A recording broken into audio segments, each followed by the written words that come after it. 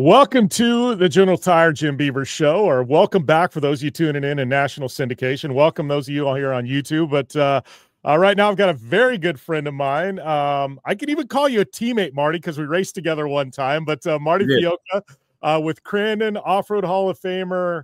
I don't know. I think it would probably take an entire podcast. Just give the rundown of everything you've done in this industry, Marty.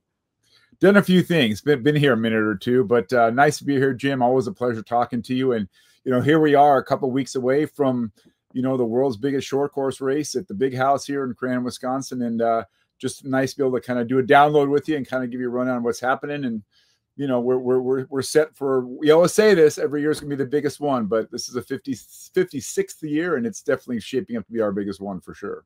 Yeah. Well, I think I'm trying to think, because I actually, I give you credit all the time on the show, but I think I've been going to Crandon for 9 years now. This will be my 9th year straight. Yeah. And I think actually all 9 of them I've been on the live stream in some capacity, but I look back and it was you inviting me to Crandon to do a podcast.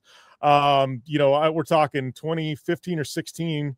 And went back there and I fell in love with the place. I think you threw me on the broadcast for the side-by-sides at the time, and did some podcasts, but I stayed with you and your wife and Tommy Morris in your hotel or your house there on the lake. And I tell you what, still this day, some of my favorite mornings I look back in my entire career, and I was like, Tommy Morris and I sat and had coffee, overlooking the lake at Crandon for 3 or 4 straight days. And I go, to have Tommy Morris just sitting and having coffee for 3 or 4 days in the morning, that's pretty amazing. So I thank you for giving me this Crandon addiction I have.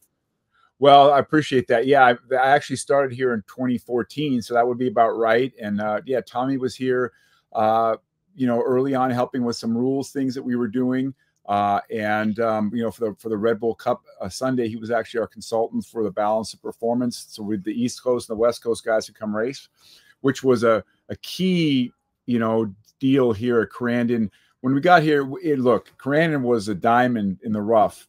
It was a diamond anyway. Yeah. And what it needed was just having the West and East Coast guys coming and racing. We needed to have the best racers here at Crandon for World Championship weekend, and certainly for Sunday. And that was kind of the creation behind the Red Bull Cup, day, Red Bull Cup Sunday here, which is an independent day of racing. It's not associated with any series at all. It's Crandon's promoting it. It's Crandon's executing it. It's our television package and everything else. But at that time, there was the Midwest series and the West Coast series, and we needed to have all the guys come together and race.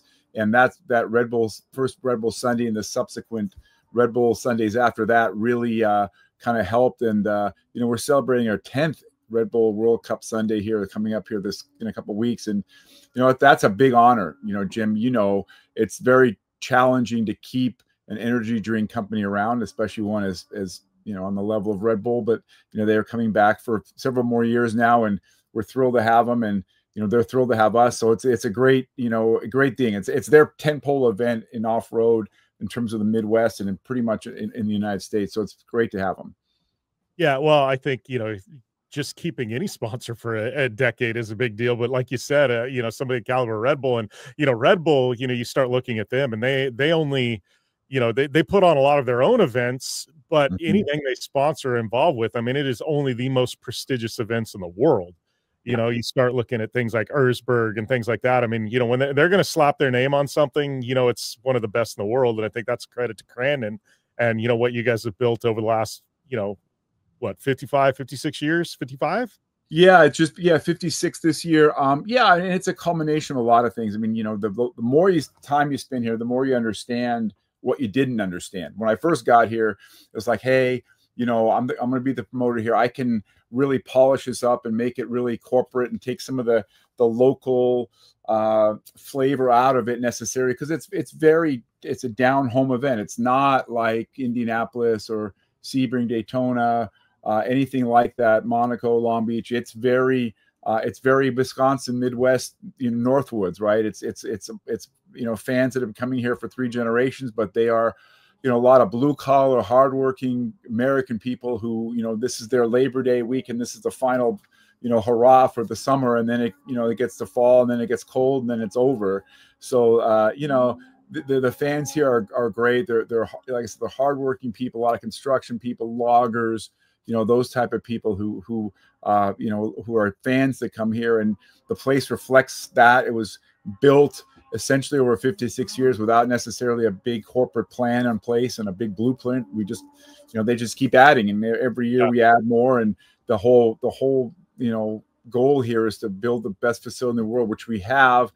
But it's just funny watching people come back year after year and go, oh, you guys just added that, or, oh, you guys made this, or that looks a lot better. Or, you know, it's a constant, it's constantly upgrading. And it's all, but the funny part, the upgrading takes part of about 4 or 5 months here in the summer, and then it's over, and the hibernation starts for the winter, and then the place goes kind of dormant, and it's how it works. But yeah, we're thrilled, and it's just gets better and better. I mean, the place is starting to look really, really good now for Labor Day this year. We got a lot going on, and I think a lot of corporate people coming, and we're super excited about that. Well, and I think that's, I've been very fortunate. I think the last 9-ish years I've been coming back, it's every year, it's like you and I've taken a golf cart ride. And you always point out, Jim, this is what we're going to do next. Here's what we did. Here's what we're going to do next. So every year I get the golf cart ride, and then I get to see what you said the previous year happen, and I get to see all these changes. And if you had a time lapse, like a 15-year time lapse of Crandon, it would be insane to see all the changes. You know, it's every year there's something new, and I think that's one of the things I love coming back and just seeing what you guys have been able to accomplish back there, because it truly is. Tell everybody, it's one of the crown jewels of North American motorsport. You know, if not in the world. But I go, you've got Daytona, you've got Indy, you know, you've got, I'll throw Long Beach Grand Prix in there. You know, I said, you've got, you know, obviously you can talk about Baja and you know, Mint 400, but I go, Crandon, absolutely. If you're talking about marquee crown jewel events, Crandon's got to be on that list. I think so. And we have, you know, we always thought so. And certainly in the last few years, we've had kind of guests that show up, you know, that you know, really confirm that. One of them has become a good friend of the racetrack.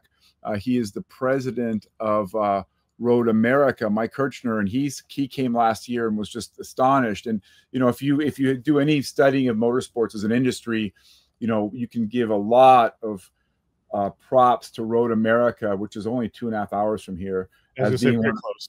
Yeah, one of the premier automotive racing facilities in the world. I mean, they, you know, we do it well. They do it well at a different level. They, you know, we have facility envy when we go down there. I brought the Flannery family down there to meet Mike here this year, and you know, they were astonished at what can happen when you've got the ability to run, you know, almost every day in the summertime. They have events and driving schools and go-kart tracks, and then the, you know, big events like IMSA. They just had, you know, record weekend for them. You know, IndyCar racing, they've had NASCAR there, and they just do it right. And now we have kind of a brotherhood with them, and we have you know, Mike and his group are coming up here for Labor Day, and we're going to buy some assets from them, some big screens and things, it looks like next year or so. I love the business to business of this business, and I really, really enjoy bringing people like a Mike Kirchner, Scott Atherton, who ran IMSA for a long time, was here a couple of years ago. Sal Fish was here a couple of years ago. Wilfred Eibach was here a couple of years ago. And you know, and now that there's others that are coming this year that just come back. Now we're at a point now where it feels like Labor Day weekend is all about Crandon when you're in motorsports, just like the Indianapolis Motor Speedway and the Indy 500 are for, you know, Memorial Day, in the, you know, to kick off the summer. It has that. We've been mirroring them for a long time. Like, what do they do that we can copy, or that we can kind of incorporate in our event? Doesn't matter if it's the flyovers, if it's the opening ceremonies, you know, kind of the whole attitude of this is America and this is the Midwest, and we have, you know, our parade downtown. They have a parade. You know, it's again, we got to keep the levels here that we don't have 350,000 people here over you know, over a day, but we do have, you know, expect about 65,000 here over the, you know, 3-day weekend we have here coming up, 4-day weekend. And you know, so there's a lot of that. And I think in terms of my career, that's the part I like the best, is that finally we have a couple events now that feel like they've gotten to off-road racing to the level that other big motorsports events have. And when you can confirm that, when people come and see it, it's different.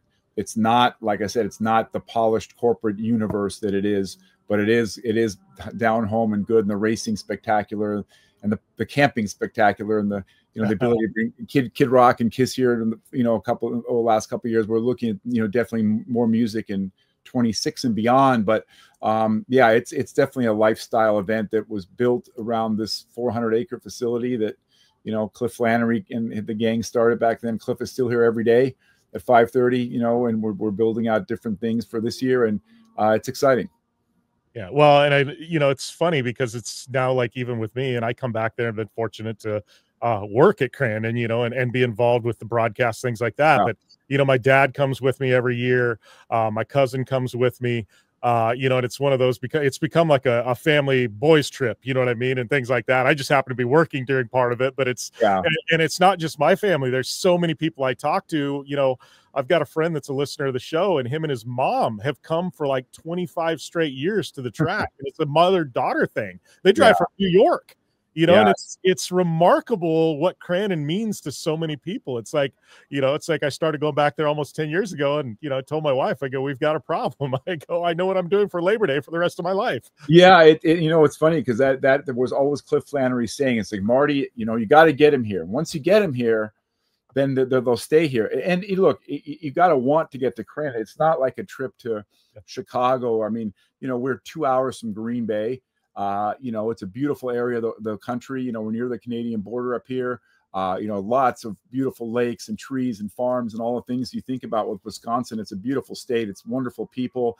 But, you know, you got to kind of want to get here. It's not an easy drive. And if you're racing, you know, the God bless the guys. And for instance, when we brought, you know, the vintage Class 11 Volkswagens here, you know, most of those or almost all those are on the West Coast. And are they going to come? You know, are they going to make the trip? It's a 3-day, you know, trip of a journey, hours a day to get here. And but once they get here, then they, you know, they camp and they enjoy it, and then they're put in the spotlight like we do for Class 11 here on Friday night, and then Sunday for Red Bull World Cup Sunday, which are all the pro classes. You know, they're coming back, and we'll probably have, you know, I'm sure at least 20 of them here this year. Their cars being built here, and so, and that's another great reason. You know, you have the Amsoil, you know, Champ Off-Road Series racing here. That's a, you know, the short course racing, whether it's pro or sportsman, is a mainstay.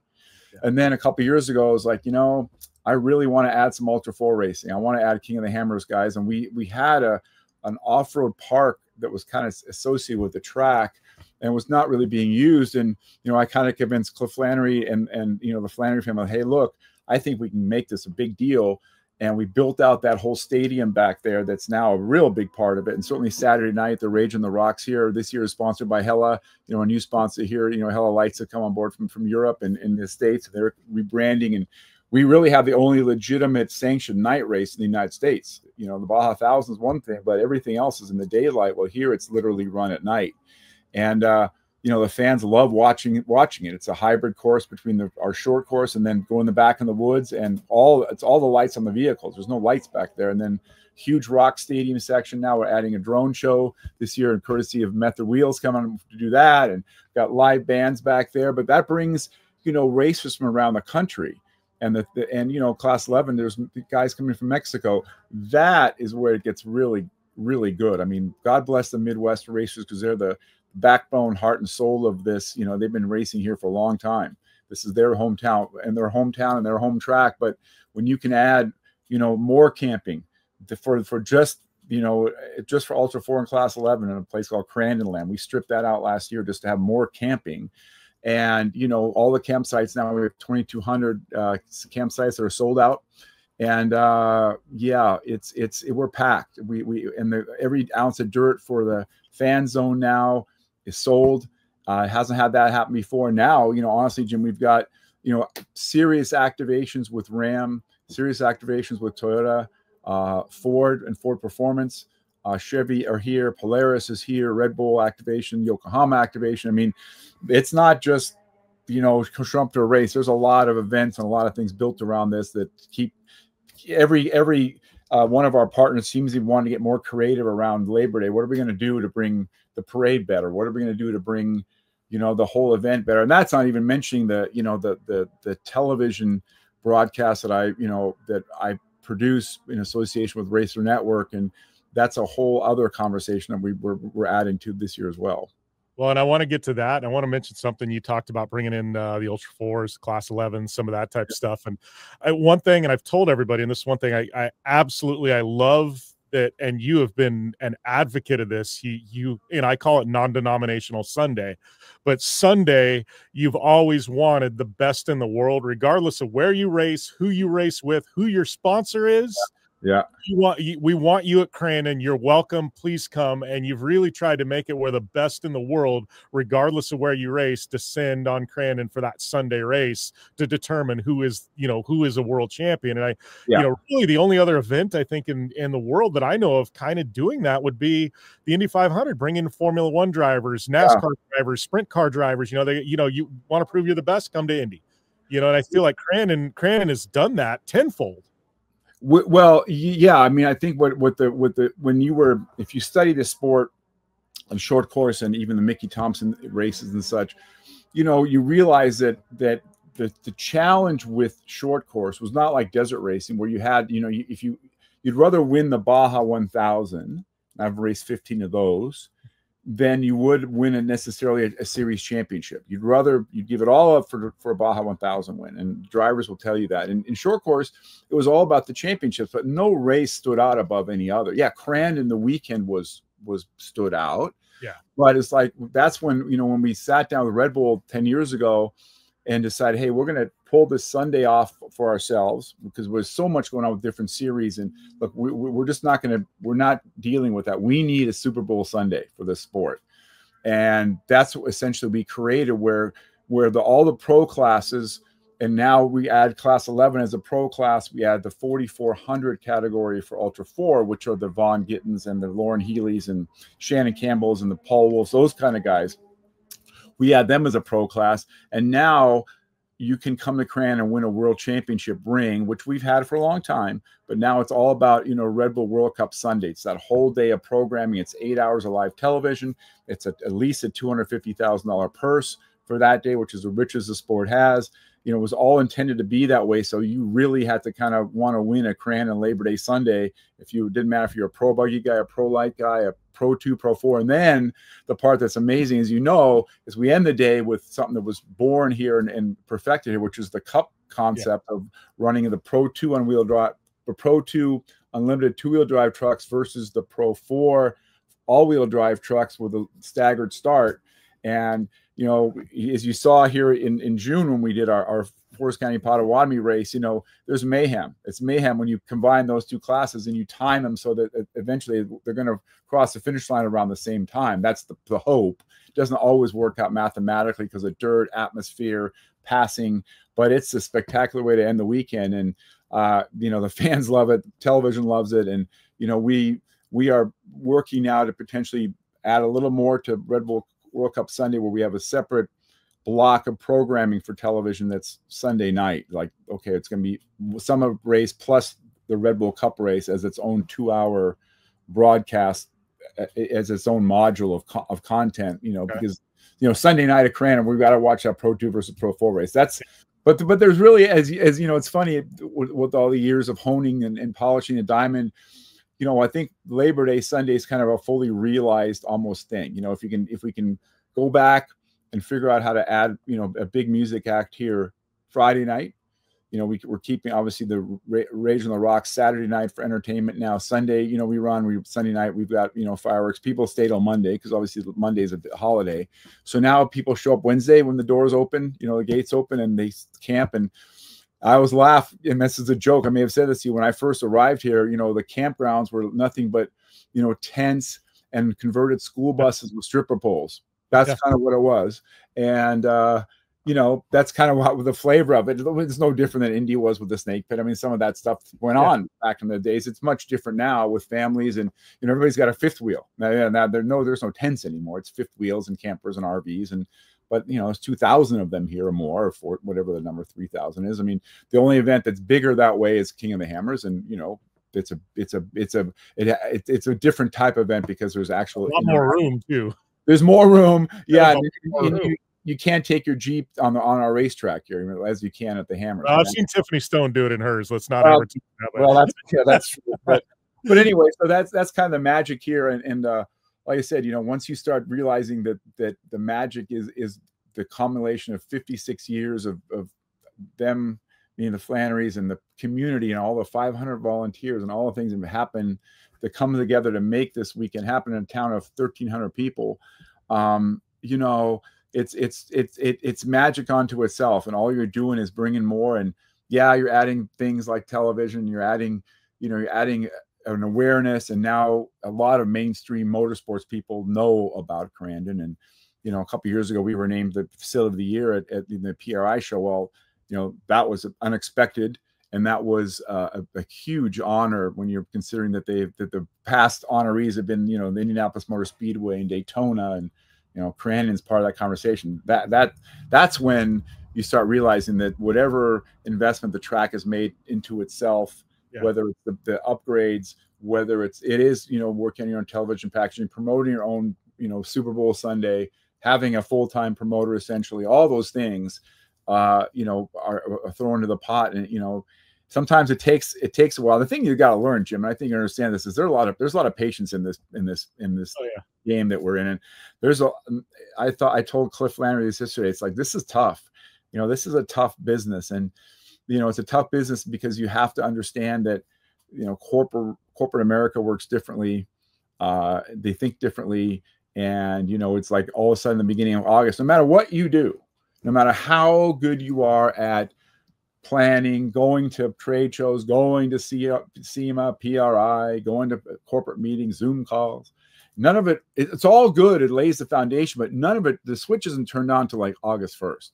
Sometimes August 15th, when now it's like, oh, well, now we need credentials and we need signage, and well, now that's why Crandon is next. But you know, and it took a minute for everybody at Crandon to understand that. But you can understand, like, the Red Bulls of the world, the Polarises of the world, you know, it's their weekend, right? It's their world championship. They have events every weekend or every other weekend that they're doing around the country.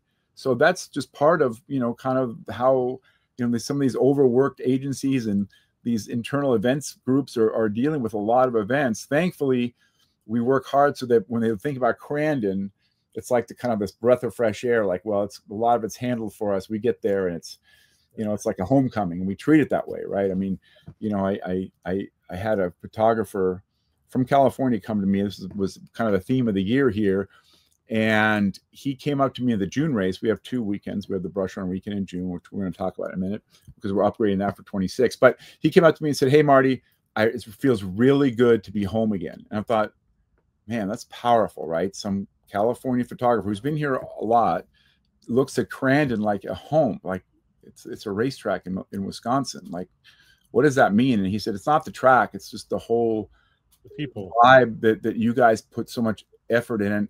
And we realize that hospitality at its core level is the basics of our success. It's hospitality. It is treating people like family. It's making sure they're fed well, that they drink well, that they're a part of the concerts, they're part of the parties, they are given tours, that Cliff takes them back and shows them his bear traps, whatever it is that makes Crandon special. It's all of it. And it's, you know, I think it's funny because a lot of, you know, you go around a lot of places and a lot of series and a lot of things don't seem to understand that. They never seem to learn the lesson. It's an odd thing, but it's okay. It's certainly something that I think the founders of this racetrack, Jim, I think they realize it early, and they're really good at it. Like Cliff Landry built this track. His family is now all involved. Jason, his son, is now the president. The grandkids are here. I mean, there's a lot more Flannerys around than there were a couple of years ago, which is great because now it went from a nonprofit to owned by the Flannery family, and they're here in town. But Cliff Flannery at his core was a host. He just wanted to host people down at his bar and downstairs in our VIP barn, and bring out the cheese and the cheese curds and the sliced cheese and the local salami and sausage, and make a cocktail and make yourself a whiskey or a cocktail and just sit around and turn the jukebox on and have a good time. And that's what we do. Still the same thing.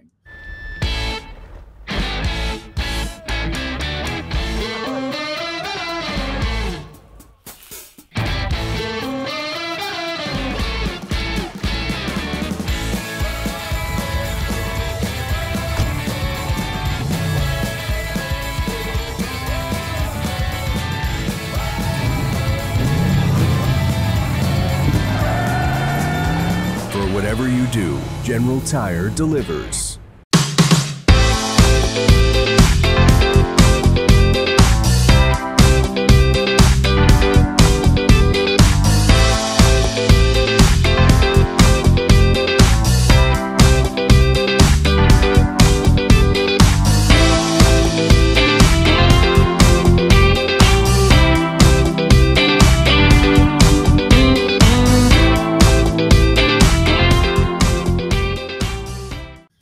And well, that's what I love. I mean, every time I go back there, just, you know, and I've talked to Cliff for hours at this point, and it seems like every time I talk to him, I get a different story, you know. And I'm like, how many track owners, you know, it's like Cliff's invited me to his house. Jim, you should come over for supper, you know, or whatever. You know, it's just one of those where it's like, you know, but he, like you said, he loves to entertain people. He loves to tell stories, loves to show. He's so proud of the track. The whole family is, and you guys, you know, you should be, because it's crazy to me that place even exists, because you know, and that's what's remarkable. Like, it's a place and it's an event that shouldn't be as big as it is.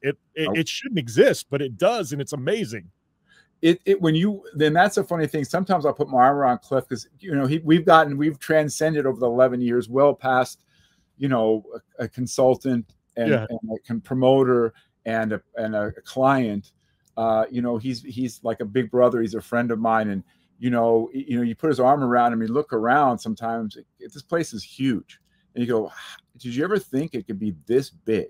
And he kind of says, "Yeah," but then you look. I mean, when you go back to where the rock race, or like to Camp 3, which is where on top of the hill up there, where we're still going to be building out some cabins eventually and things. It's a beautiful view, the valley here, but the grandstands are like literally like a mile away, and you're like, oh my God, this place is a massive. Then you add Ultra Fork, and then you add the VIP camp that we have now, and you add the Crandon land for Ultra 4 and Class 11, and you look at the footprint, and the track is all wrong. I mean, meaning that it should have been another 100 yards away from the highway, because it's just all like nobody ever thought it was going to get this big. And the in and outs of the pit lane, and with the race cars and the people coming down from the campgrounds, it's not laid out ideal like you would for now, but you know, adding suites and adding some more hospitality VIP wise, and you know, we're adding to our pavilion building hopefully next year, where we're going to go out another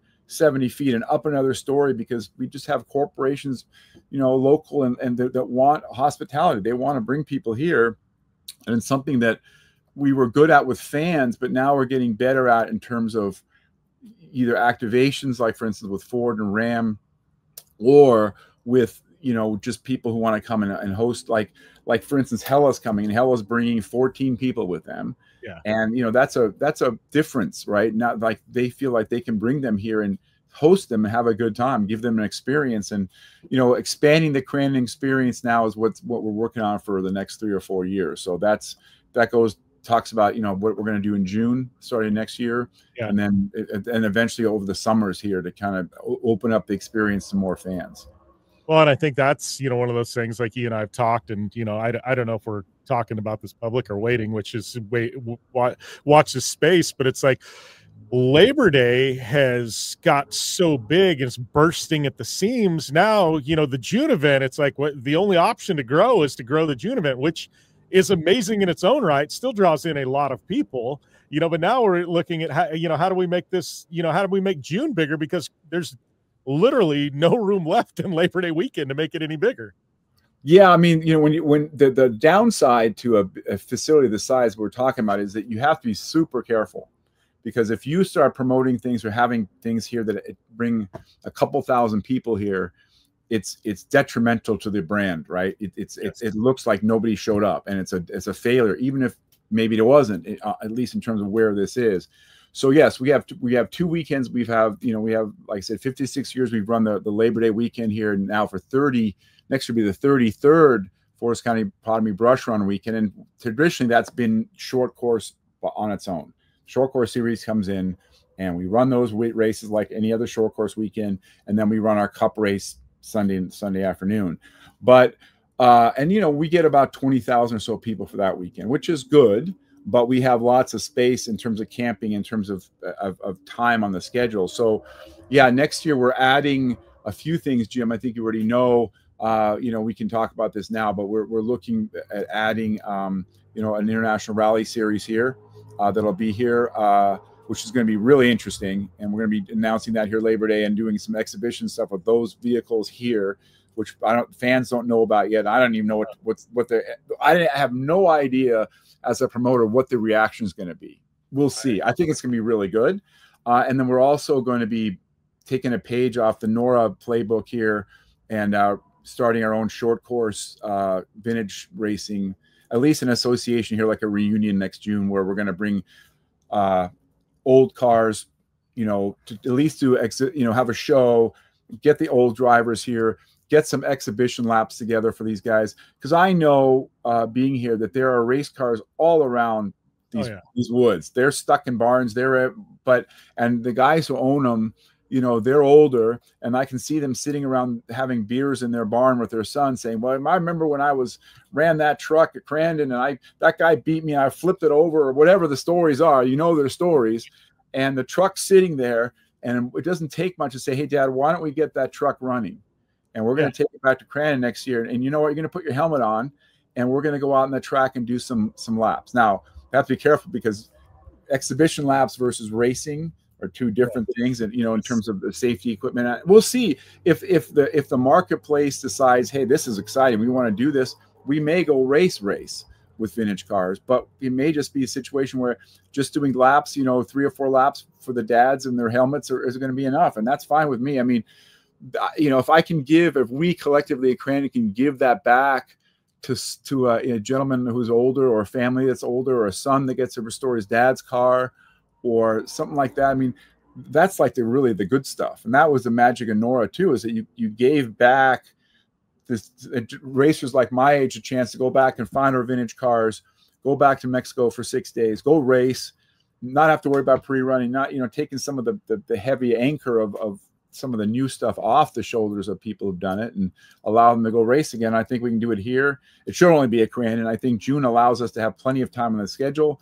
And, we also have lights here. So I think we're talking about running the pro classes at night, night racing Friday and Saturday night. So we're playing with the schedule, and then adding a music part of that too for 2 days. So it's a different type of festival. Labor Day weekend is racing with a concert, like it's been with Kid Rock and Kiss. And it was great. June may be a kind of a lifestyle festival with racing.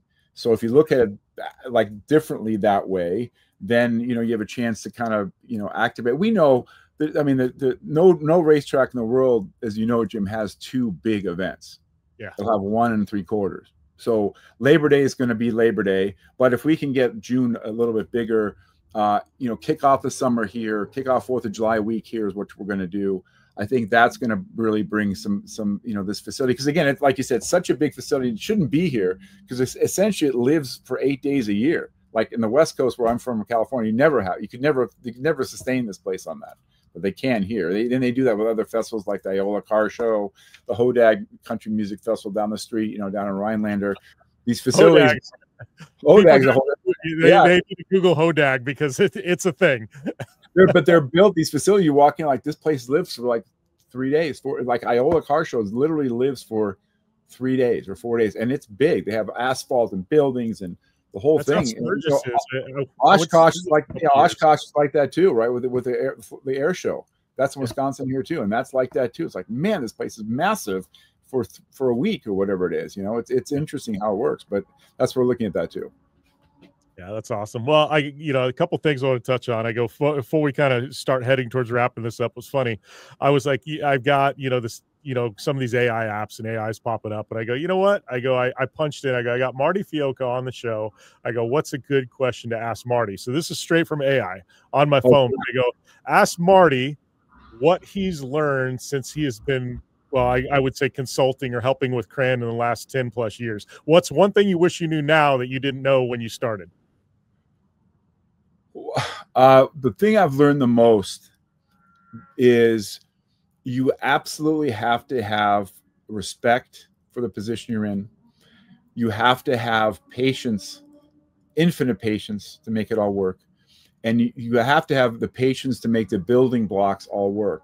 And sometimes, many times, I see the vision, the building blocks up here, but it's hard to convey that to other people, because you have to understand who all these people are and how they work. I've been fortunate to make a career in motorsports for 35 plus years now, but you work at it by going to SEMA, PRI, other races all the time, because you want to know these people. I love racing, and you want to be in the industry you're in.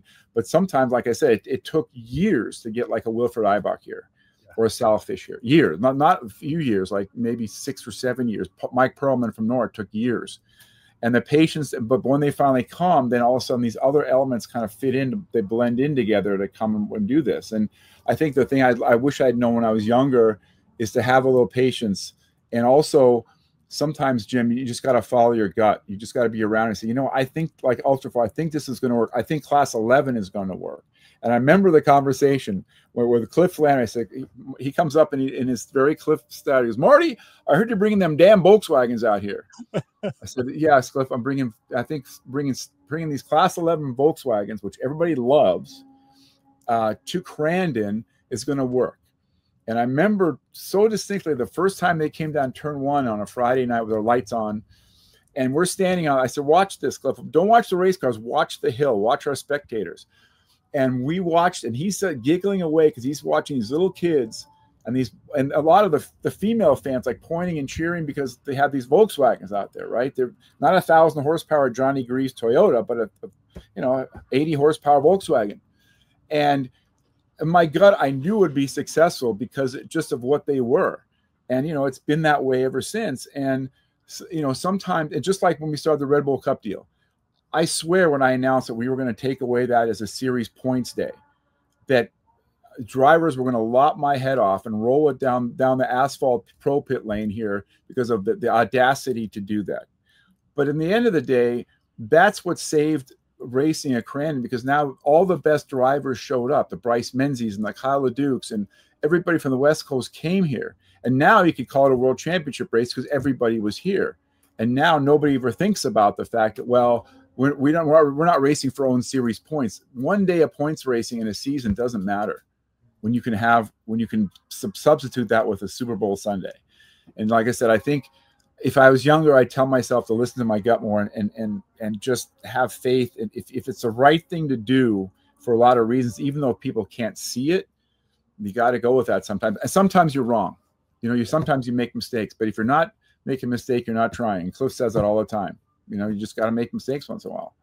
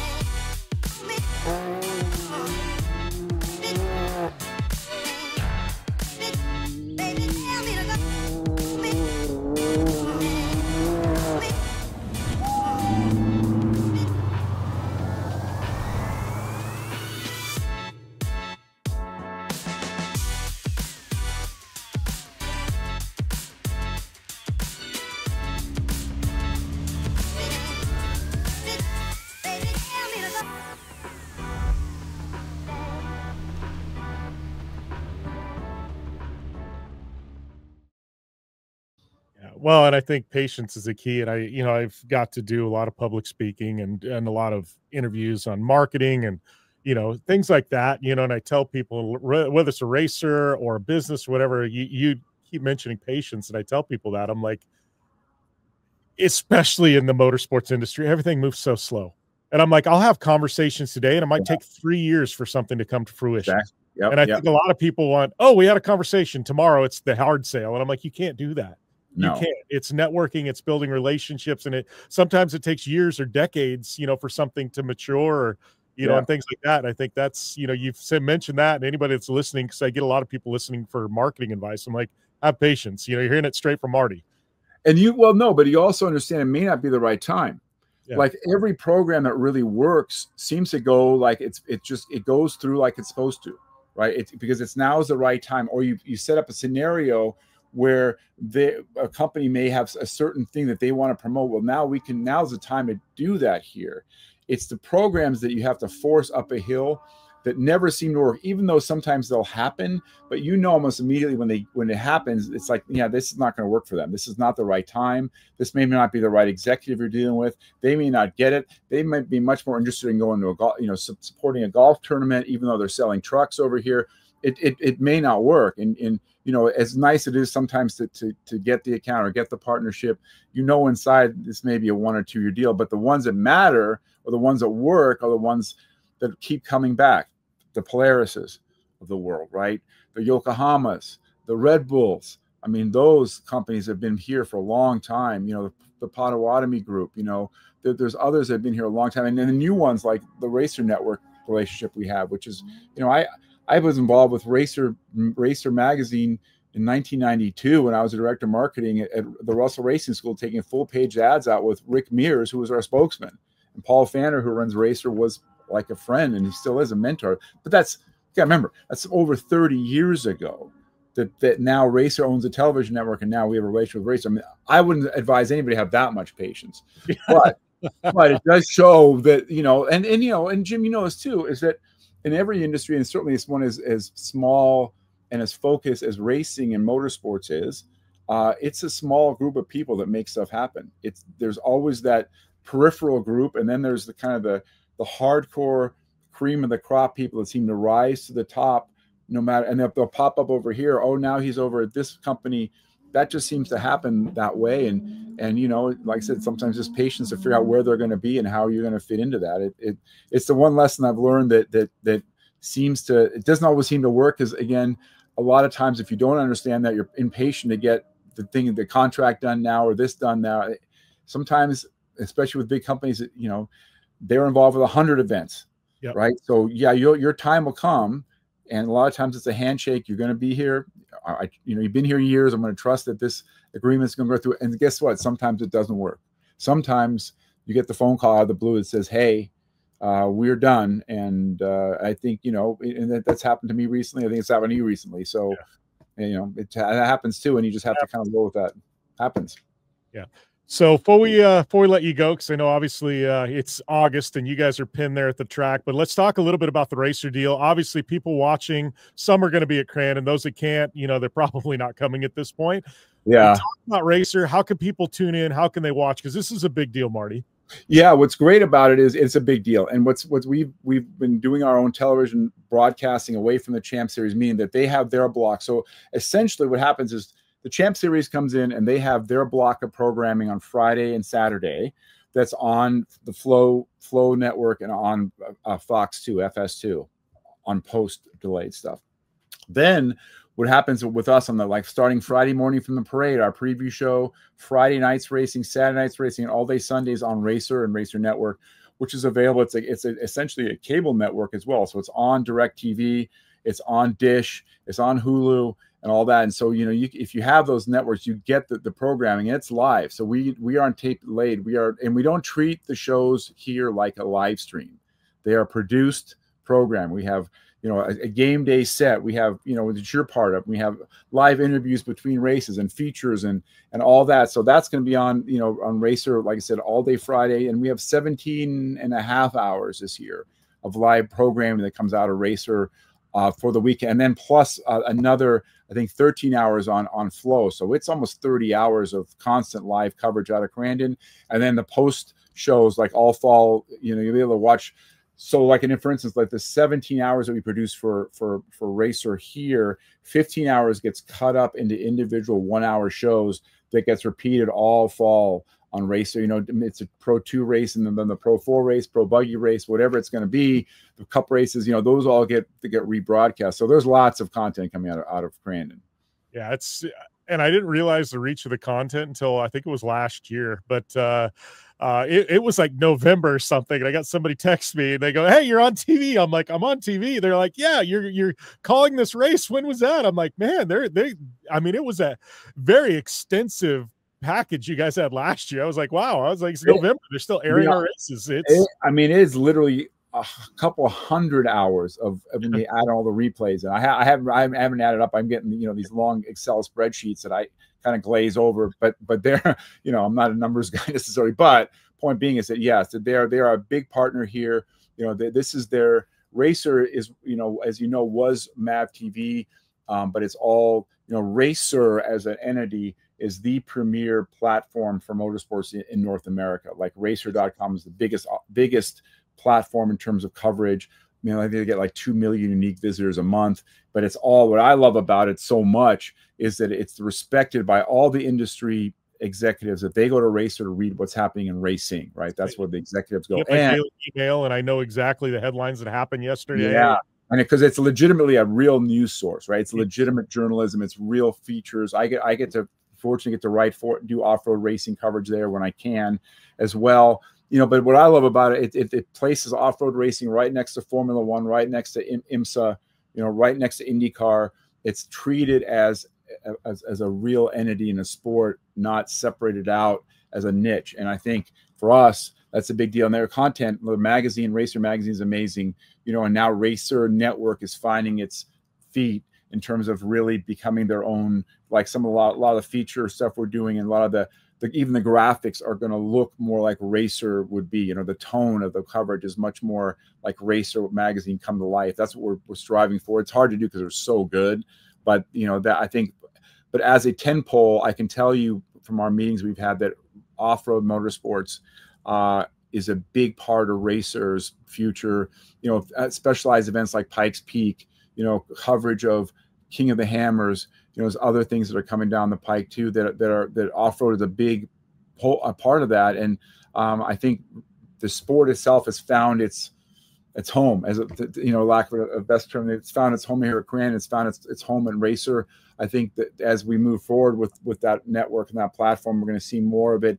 Look, the bottom line is that I go back to the days of speed, right? We had one channel that we went to for racing. It was like the Speed Channel. Well, it's the same thing, you know, that's the motorsports needs nowadays. And I think that Racer is the place where that's going to happen. Yeah, completely agreed. Yeah. Well, Marty, we're I think like 45 minutes in now, so we're going to let you get back to the track because I'll be back there in about 2 weeks, and you guys have a lot of stuff happening the next couple of weeks. But I can't wait to get back there. Like somebody said, it's like coming home, and every year I look forward to coming home. You know, Labor Day weekend. The homecoming is happening here in a couple of weeks, Jim. You're going to be part of our team. I appreciate the time to talk about it. You know, it's hard not to get excited about it. It's terrifying. At the same time, it's 2 weeks away. But, you know, it's a big funnel. And as your promoter, everything gets put in the funnel and starts swirling around. Then it kind of comes down to the very end. And it's always fun to watch what comes out the other end, because it's something you started 6 months ago is going to actually come to fruition. It doesn't matter if it's a billboard or an event or an activation or a party. Whatever it is, it's going to happen. Good, bad, and different. But if it's Crandon, it's going to be good.